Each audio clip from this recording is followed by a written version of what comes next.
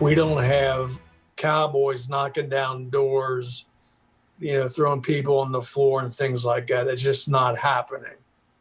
New at 11, changing no-knock warrants in Ohio after the questions were raised by the death of Breonna Taylor in Louisville, Kentucky. Ohio's Attorney General and county prosecutors want to see changes in Ohio's law now. The changes would make it harder to get a no-knock warrant in the first place. WCPO 9 News reporter Jake Ryle shows how those regulations could have an impact in Hamilton County. Hamilton County Prosecutor Joe Deters says the no-knock warrant is only used in the most extraordinary of circumstances. In the last 5 years, less than 5 arrests have been made using one in the city of Cincinnati. Let's first dive into what a no-knock warrant means. Each state handles them differently. In Ohio, for police to obtain one from a judge, Deters, Ohio Attorney General Dave Yost, and other county prosecutors want to raise the standard of good cause to the more stringent probable cause. The threat to officers would also have to be clear. We're asking for that to be changed to a substantial risk of serious physical harm to officers. On top of that, officers wouldn't be able to obtain a no-knock warrant for any misdemeanor drug possession or paraphernalia charges.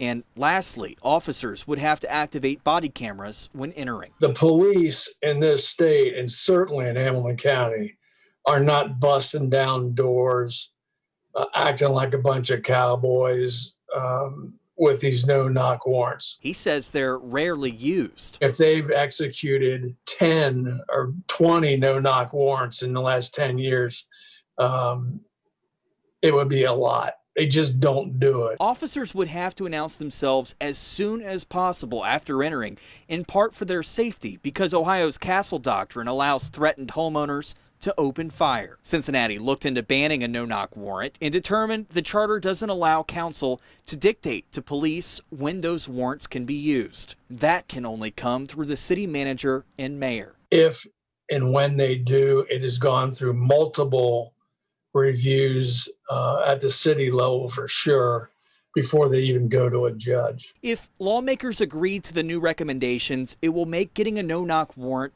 harder. In our jurisdiction, I think our requirements are quite heightened to protect people from these, especially if it turns out to be a bad warrant, search warrant. In Cincinnati, Jake Ryle, WCPO 9 News. Hamilton County Prosecutor Joe Deters is running for re-election against Democratic challenger Fanon Rucker. We reached out to him for his take on no-knock warrants proposal here. Here's what he had to say in an email. The idea that Joe Deters is now calling for reforms after years of being part of the problem is farcical.